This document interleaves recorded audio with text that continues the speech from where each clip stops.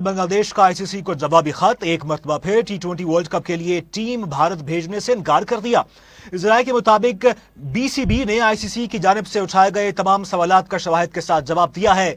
इस राय का दावा है कि बांग्लादेश क्रिकेट बोर्ड ने क्रिकेट टीम के अलावा मीडिया पर्सन, फैंस और दीगर स्टेक होल्डर्स की सिक्योरिटी और वीजों का मामला भी उठा दिया है। बांग्लादेश क्रिकेट बोर्ड ने खत के साथ हुकूमती मौकफ और बयानात को भी शवाहिद के साथ पेश कर दिया है। बीसीबी ने टीम की सिक्योरिटी के हवाले से खदशात और हुकूमती पॉलिसी को दोहराया है।